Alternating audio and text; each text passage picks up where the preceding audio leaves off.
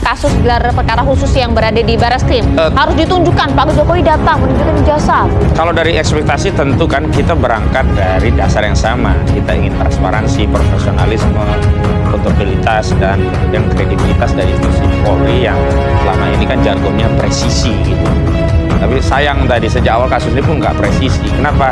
Persoalannya bukan masalah dihentikannya di penyelidikan Barreskrim, tapi sejak awal laporan itu tidak diperlakukan sama. Harusnya kalau namanya laporan dugaan pidana ya LP semua. Yang di Barreskrim LP, yang di situ LP. Dan kemudian kita tidak bisa memisahkan ini institusi Polda, ini institusi Polri. Enggak, ini dua-duanya alat penegak hukum, penyidik. Sama-sama masyarakat mengawasi kasus ini sudah jadi perhatian publik. Sama persis lah, kami sebenarnya komplain juga kenapa sih klien kami dicekal dengan status tersangka. Ya, apa urgensinya? Sementara Firly Bahuri tersangka kasus korupsi juga nggak dicekal. Mungkin hari ini sudah ke Singapura, ke Irlandia, atau mungkin di Kutub Utara Firly Bahuri. Kan nggak diapa-apain juga oleh penyidik itu. Kita tidak bisa memisahkan mendikotomi ini Polda, ini Barreskrim, dan satu institusi polisi kita yang kita ingin perbaiki. Dan ke depan tentu yang mendapat pelayanan baik itu bukan hanya klien kami, tapi seluruh rakyat. Yang kedua, saya kenapa punya ekspektasinya tetap, dan di antara ekspektasi yang paling penting dari apa gelar perkara itu adanya primary evidence yang sudah disampaikan. Makanya saya setuju, Prof. Kalau saya usulkan sih, karena ini bukan persoalan ansi soal Pak Roy sama Joko Widodo, tapi ini persoalan publik, ya gelar perkara khusus ini terbuka saja gitu loh. Jadi tidak ada dusta di antara mereka.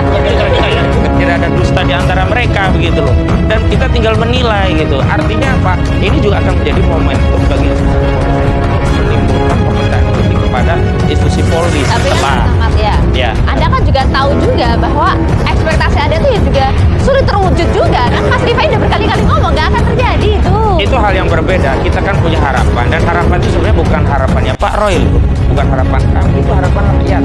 Selama ini kan rakyat kenapa ikut membersamai kasus ini, ikut kepo, bahkan ini bisa menjadi berseri-seri karena mereka mengasosiasi bagian dari orang yang ingin juga tahu apakah presiden 10 tahun yang pernah memimpin mereka itu punya ijazah asli atau tidak gitu loh. Itu kan yang menjadikan masyarakat membersamai. Kalau itu sudah dikeluarkan kan selesai juga. Bahwa persoalan nanti ada yang klaim itu nggak percaya itu ya hal yang lain. Setidaknya Bung Rifai sudah dapat satu poin. Oh, udah ditunjukkan, oh dia aja pengen tangkar terus, ingin tahu terus. Itu kan poin bagi beliau. Tapi ketika tidak ditunjuk, maaf, publik itu juga akan melihat, oh ini bermasalah, makanya saya ditunjukkan. Itu ada dua hal yang akan kami antisipasi. Pertama, bahwa yang ditunjukkan itu tidak lain dan tidak bukan adalah sama dengan sidik yang telah diteliti oleh Pak Roy dan Pak Risma. Dan dengan demikian, keyakinan klien kami, kesimpulan 99% itu palsu atau 11.000 triliun itu palsu, tetap dipertahankan. Karena memang sudah diuji begitu. Bedanya tidak diserahkan langsung, tapi dokumen elektroniknya sudah mampu diakses dan diuji, hasilnya 99,9% palsu. Yang kedua, kalau ternyata bukti itu yang primary evidence itu berbeda, tentu ada menjadi hak bagi klien kami untuk coba meneliti. Nanti cari-cari lagi, itu ini palsu nih, ini bukan yang asli nih. Oh, itu kan penelitian, itu kan untuk menjawab pertanyaan. Kalau ternyata objeknya sama, ya sudah selesai. Kesimpulan dari klien kami tidak pernah berubah.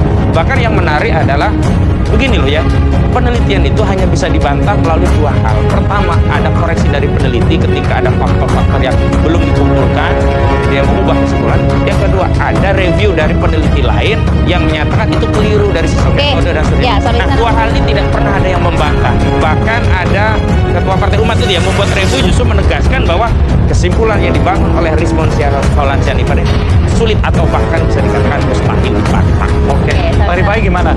Setuju gak? Ini kalau dibuka terus nanti ijazahnya dibawa ditunjukkan supaya ya tadi katakan Anda dapat satu poin gitu. Kembali lagi, kalau untuk proses hukum itu kan tidak ada yang mewajibkan itu. Ya, untuk menunjukkan Pak Jokowi tetap komit di persidangan, apalagi pemeriksaan korban itu paling pertama. Pak Jokowi akan menunjukkan itu pada semua. Memang saya tidak ada di Sita Jaksa, tapi dia akan mintakan juga kepada hakim agar dengan izinnya secara pribadi, karena itu sudah tunjukkan dalam persidangan biar semua orang bisa melihat. Jadi sudah ada forumnya, sudah ada komitmennya, tinggal tunggu waktu saja. Jadi kalau ini pengadilan, kalau ini berkas lanjut, sebenarnya sudah lama kok. Ini sidang pertama sudah langsung selesai. Proses itu terbuka. Nah, tapi kembali lagi soal ini, saya mau kembali lagi membawa teman-teman semua ya, bahwa termasuk masyarakat yang mengikuti perkara ini. Yang kita laporkan itu adalah adanya 31 objek, 24 tambah 7 di sosial media. Itu terjadinya, kita ingatkan dulu, 22 Januari sampai 3 Februari. Secara berturut-turut, beberapa terlapor ini menyatakan bahwa ijazah itu confirm palsu, bahkan dengan 100 miliar per seklir, lalu menunjukkan atraksi IT untuk meyakinkan publik bahwa betul-betul ini palsu, tanda tangannya palsu, fotonya foto Dulmanto, fontnya beda. dan saat itu boleh cek tidak ada kata-kata penelitian sama sekali.